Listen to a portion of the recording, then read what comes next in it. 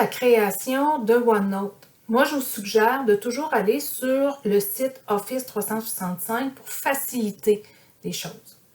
Donc, lorsque vous allez sur OneNote, donc on a vu tantôt les 9 petits points et on va dans OneNote, on va avoir accès à tous nos OneNote, que ce soit OneNote personnel, partagé ou OneNote pour la classe. Donc, je vois ici, j'ai un bloc-notes pour la classe. En théorie, lui aussi, c'est un OneNote pour la classe. Donc, ça me permet de pouvoir avoir tous nos OneNote. Donc, complètement en haut, je vois un bloc-notes vide. En sélectionnant celui-ci, vous allez créer un nouveau bloc-notes, mais attention, c'est un bloc-notes personnel ou un bloc-notes partagé. Par exemple, pour un bloc-notes de département, un bloc-notes pour faire du travail collectif avec des collègues. Donc, en appuyant là-dessus, je vais automatiquement créer un nouveau bloc-notes. Donc, je vais lui donner un nom. Et votre bloc-notes vient de se créer. Pour pouvoir ajouter des personnes dans votre bloc-notes, donc vous avez votre bouton partager.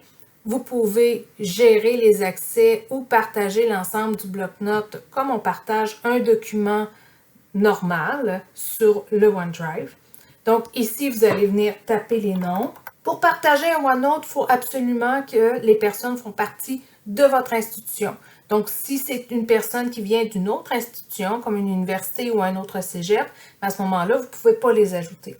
Ici, vous pouvez sélectionner du personnel du cégep ainsi que des étudiants.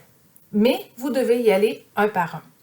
En sélectionnant les personnes, vous pouvez les autoriser à ce que les personnes puissent seulement consulter ou modifier la documentation.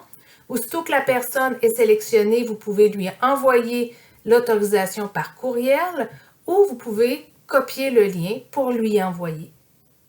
Pour créer un OneNote pour la classe, vous avez deux possibilités. La première, en allant directement sur le site OneNote. Donc, directement dans votre moteur de recherche, vous tapez OneNote et vous allez tomber sur le premier. En arrivant sur le premier, vous vous assurez que c'est bien OneNote.com, donc qui a été fait par Microsoft. Et ici, vous avez OneNote pour la classe.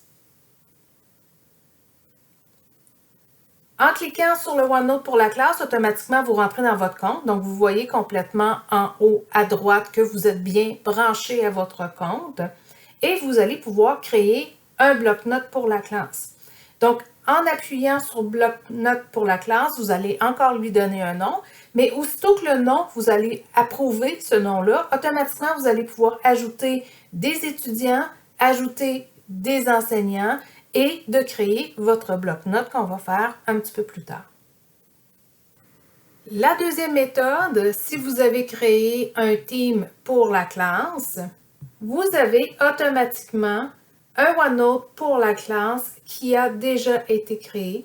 Donc, il vous reste tout simplement à le configurer. Vos étudiants sont déjà à l'intérieur parce que vous avez déjà ajouté vos étudiants dans votre team. Donc, de cette façon-là, vous sautez des étapes pour vous assurer finalement que vous allez avoir la possibilité d'ajouter vos étudiants.